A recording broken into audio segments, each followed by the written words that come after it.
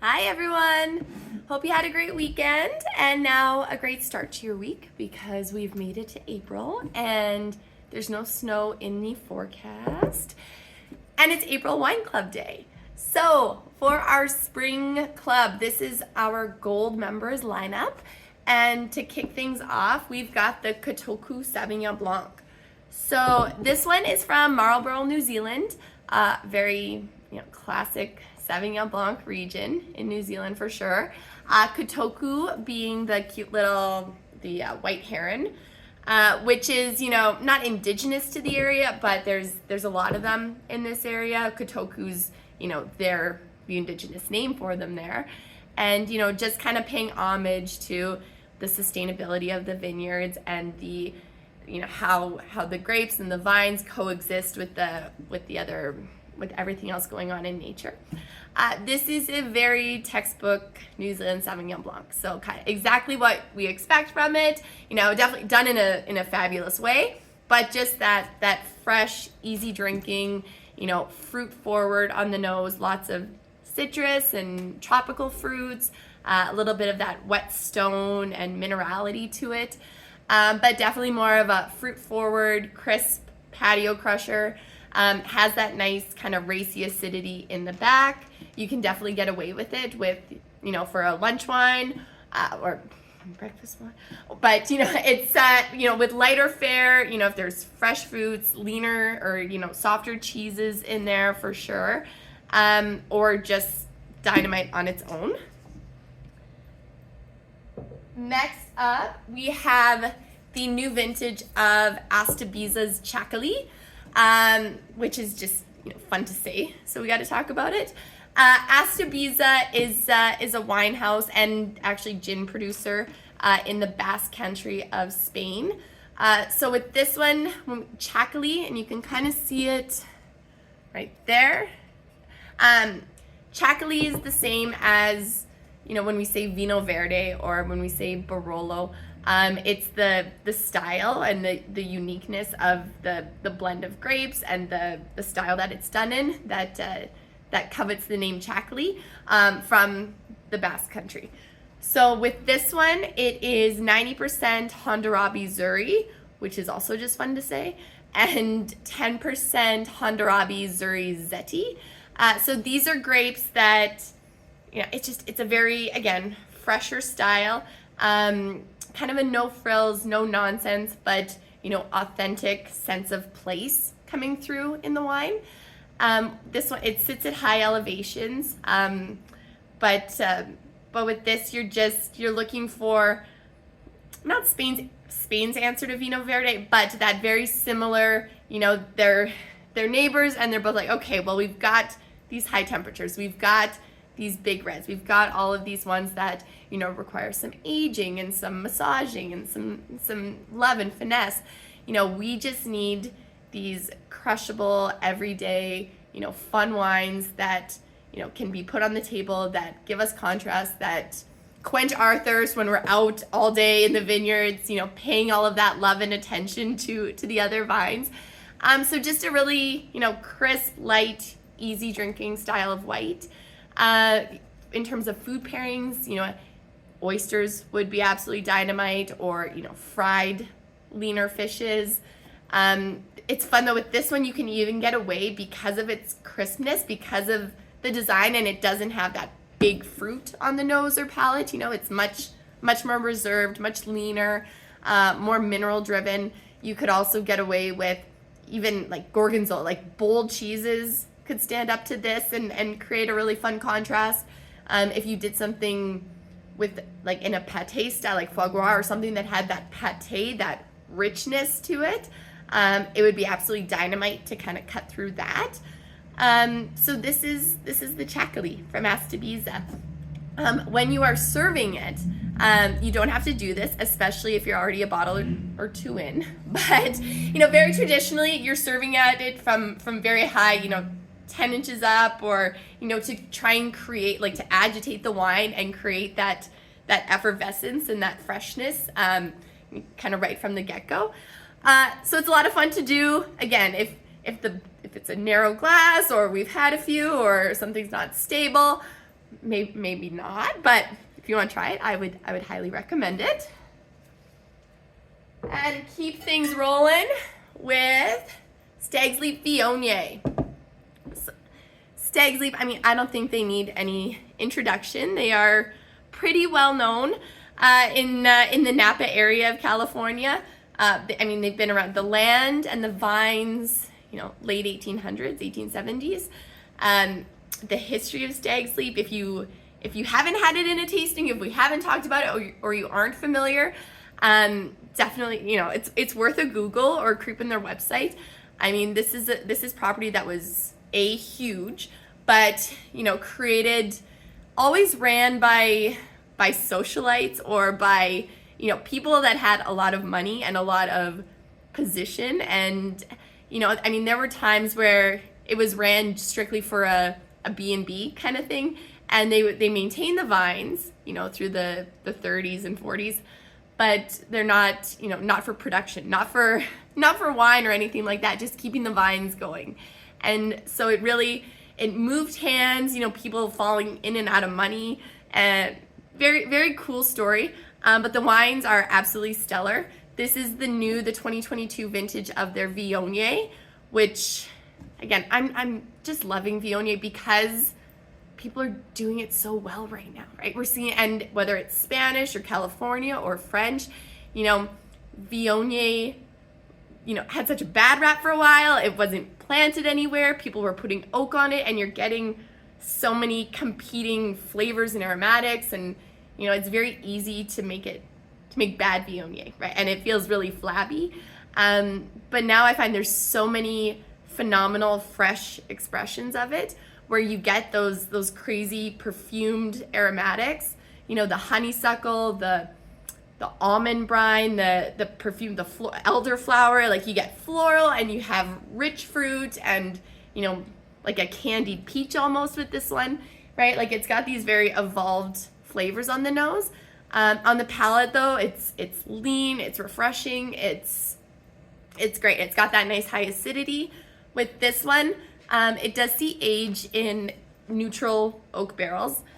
So again, not to punch it with that oak or create that buttery richness or anything like that, but just to kind of soften everything out, to give it some harmony and some balance. And then it sees 4 to 6 months on its lees. So malolactic fermentation is avoided. It doesn't happen, which is that really creaminess that we get sometimes in the wines. So no mallow, but it's softened, it still has that acidity, and then it sees the lees, which just do a dynamite job of giving it some added depth and texture. So again, with this one, if you're going to have, it's got high alcohol for white. It's high, 13.8. You could definitely, like a roasted duck with olives, or, pork, or something like that, like a little weightier white meats, or, meats that have a little more fat to them. Absolutely stellar for a food pairing. And that brings us to our reds. So first one is from Bodega Alto London. This is the Mil Historias Bobal. Now, most of you in the gold have tried the Bobal Rosa that we did at Spring Wines last week. I had one open a couple weeks ago. Anyway, Bobal, something we just talked about last week in a rosé style.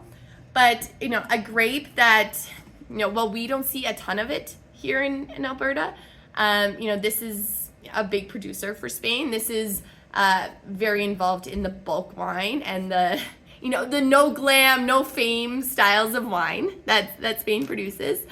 And if you were in the tasting, you'll recall 80% of this grape is grown in the Utiel Requena region of Valencia. Whereas this one comes to us from Cusina. So this is kind of, in the middle ground, almost in Valencia, but it's not. It's not in the Requena subregion. So these are the other guys, and if we tried the rosé, now you can kind of see what the Bobal looks like, in a red format, and be at very high altitudes. So this one, the Alto Landon, is 1,100 meters above sea level at its highest point, like 1.1 kilometers high. So very high altitudes, and of course, you know, that allows it to preserve some more of the freshness of it, right? It's not cooking in the valley or at sea level day in, day out. It, you know, it can cool down. It can have that crisp acidity. It can allow the tannins to evolve a little slower. You know, obviously the soils are going to be different up there, but so there's a lot of factors, but this is a different style. And the red, I mean, Bobal itself has potential for fuller body, has those big tannins, has that, you know, the weight to it and the power and the potential. With this one, you'll see it still has that acidity. The tannins are ripe, but softer. Like it's very kind of, it's balanced. But yeah, this is Bobal Red. So has the fruit, has the earthiness to it. Again, kind of same as Viognier. Like duck would be absolutely dynamite. You want to start getting into your red meats. This is, you know, killer for barbecue. Because the tannins aren't so firm. You know, you could, you know, it doesn't need to be, you know, big steak and potatoes, but if you're grilling something and you just do a salad with it, or, you know, some roasted asparagus with some fresh lemon on top would be killer. But yeah, this is the Bobal. So new fun wine for you to try. And equally fun, nowhere near as new, Tilene. So for this one, we are dipping over to Chianti Classico region. Classico being, you know, the epicenter, the motherland, the original, and you know, a lot of times kind of becomes synonymous with the highest level of quality, or at least the most recognized in terms of quality. But this is the Chianti Classico Gran Selezione from Tilene. Tilene's fun because Pierluigi, he was from Italy, obviously Italian, yeah, immigrated to America for a better life, was a big businessman with logistics and truckings and things like that, and then, you know, knew he was going to at some point, but, you know, started making his way back to Italy after that was all said and done. And at that point, it's not inheriting the land, it's not, you know, you're stuck in what we're doing, what the family's been doing, what everything looked like. He came over and, you know, starts shopping for properties and wanted the best, right? The best soils, the best sunlight or exposure, the best composition and some of its parts to create, you know, elegant, beautiful, powerful wines within Tuscany. I mean, he knew it was going to be Tuscany. But anyway, so lands in Chianti Classico, lands in the Tilene house here. This one is from Montebello Siete. So one of his, you know, several coveted vineyards. Gran Selezione being, you know, arguably the highest level, the highest evolution, the highest quality of a deep, full Sangiovese that we see without the jump to Brunellos and Montalcino and things like that. With this particular one, 100% Sangiovese, it sees 18 months in oak, 6 months in stainless steel. Once the oak is done, to, you know, let everything settle back down, and then 6 months in bottle. So 2.5 year aging process all in. While it's in stainless, it's also resting on its lees. So you've got, again, that extra depth and complexity to it. But this is where, you know, the cigar box, the smoked notes come out, those really rich, you know, those deep stewed Morello cherries, you know, the herbaceousness of it, you know, big, balanced, beautiful wine, still having that acid. If you want to drink it on its own, it'll be great, but would definitely recommend having some food with it.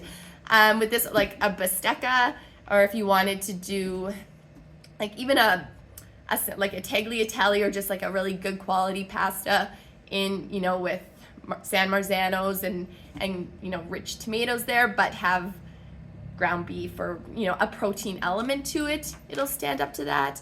You know, caprese with meats to kick things off, even a Caesar salad with some protein incorporated into it.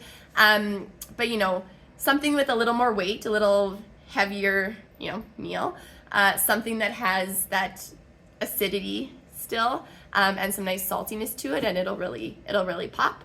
If you want to decant this one, yeah, 100%. If you want to even just, you know, open it an hour before you're planning to start serving it or having a glass, and just let it breathe in bottle for an hour. You don't need fussy decanters, but would definitely benefit from having an opportunity to open up a little bit.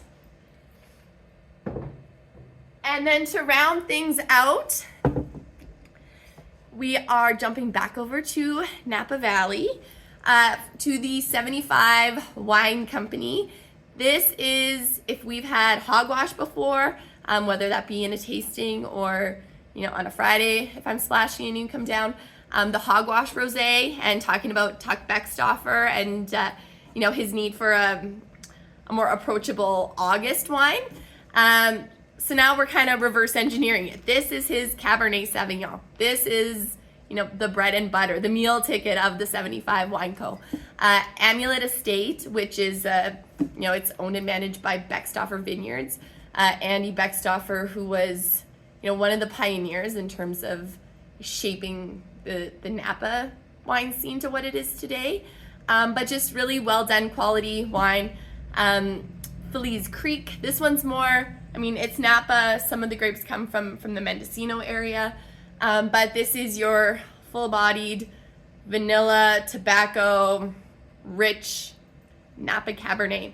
I know everyone in Gold knows their way around a Napa Cabernet, so you know what you like to drink it with or pair it with.